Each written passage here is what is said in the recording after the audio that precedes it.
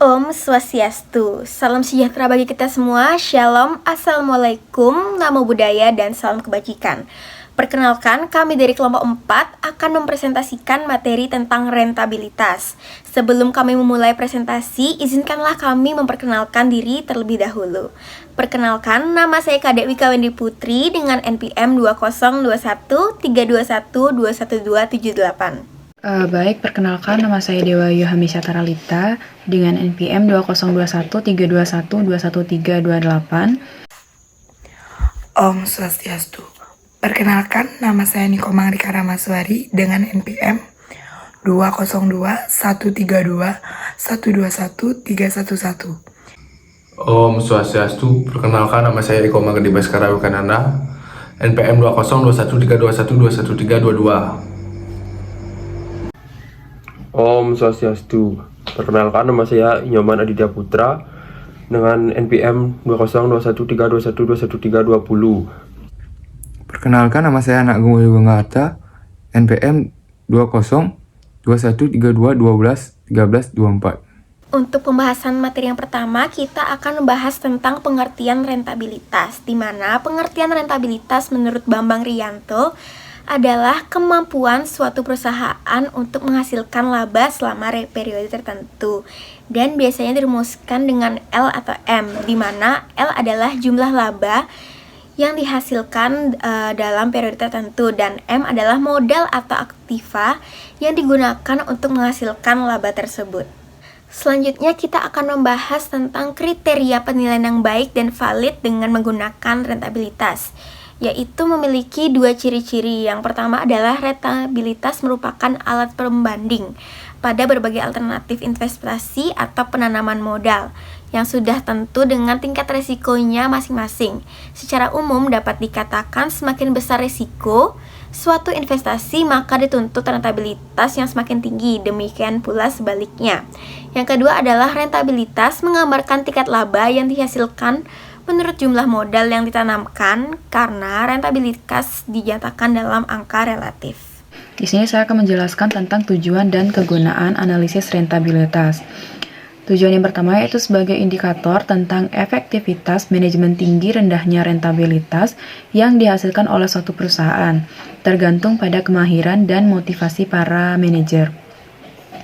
Rentabilitas merupakan salah satu faktor yang menarik perhatian bagi para analis, karena mampu menggambarkan kriteria yang sangat diperlukan untuk menilai sukses tidaknya suatu perusahaan. Yang kedua yaitu suatu alat untuk membuat proyeksi laba perusahaan. Rentabilitas menggambarkan korelasi antara tingkat laba dengan jumlah modal yang ditanamkan. Maka sangat membantu bagi para analis untuk membuat proyeksi laba pada berbagai tingkat jumlah modal yang ditanamkan pada jenis usaha yang bersangkutan. Yang ketiga yaitu sebagai alat pengendalian bagi manajemen, bagi pihak intern, manajemen khususnya. Rentabilitas dapat digunakan sebagai alat pengendalian. Rentabilitas dipakai sebagai alat untuk menyusun rencana, budget pelaksanaan operasi perusahaan, kriteria penilaian alternatif, dan dasar pengambilan keputusan penanaman modal. Baik, sekian dari saya, akan dilanjutkan oleh rekan saya. Di sini saya akan menjelaskan tentang jenis-jenis rentabilitas. Yang pertama ada rentabilitas ekonomi. Rentabilitas ekonomi adalah sebuah perbandingan antara laba usaha dengan modal sendiri dan modal asing yang dipergunakan untuk menghasilkan laba tersebut, dan dapat dinyatakan dalam persentase. Oleh sebab itu, pengertian rentabilitas sering dipergunakan untuk mengukur efisiensi penggunaan modal dalam suatu perusahaan. Maka dari itu, rentabilitas ekonomi sering dimaksudkan sebagai kemampuan perusahaan dengan seluruh modal yang bekerja di dalamnya untuk menghasilkan sebuah laba. Laba yang dapat diperhitungkan dalam rentabilitas ekonomi adalah laba yang berasal dari hasil operasional perusahaan, yang dimana sering disebut dengan laba operasi atau laba usaha. Laba yang diperoleh dari usaha-usaha di luar operasional perusahaan untuk efek seperti dividen, kupon, dan lain-lain tidak dimasukkan dalam perhitungannya.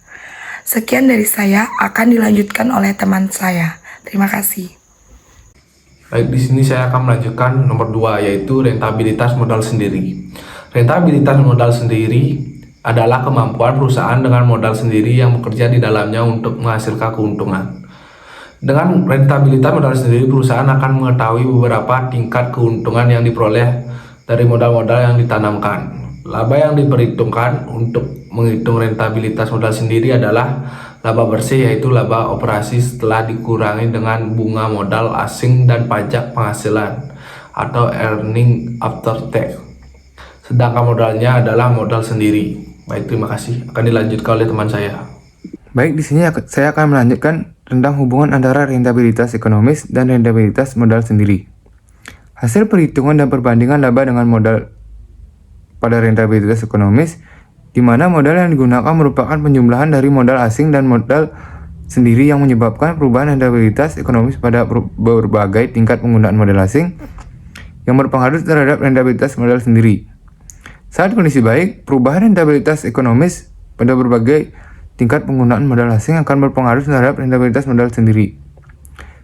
Semakin tinggi rentabilitas ekonomis dengan tingkat penggunaan modal asing yang besar akan mengakibatkan naiknya tingkat rentabilitas modal sendiri dengan asumsi bunga tetap. Sebaliknya, pada kondisi yang buruk di mana rentabilitas ekonominya turun, perusahaan yang mempunyai modal asing yang lebih tinggi akan mengalami penurunan rentabilitas modal sendiri yang lebih besar. Di sini saya akan melanjutkan presentasi, yaitu materi hubungan antara rentabilitas ekonomi dan rentabilitas modal sendiri. Keadaan di mana perusahaan memerlukan tambahan modal yang akan dipergunakan untuk perluasan usaha, seperti usaha untuk meningkatkan volume produksi dan lain-lain, maka penambahan modal tersebut dapat dibiayai dengan modal sendiri atau dengan modal asing atau keduanya.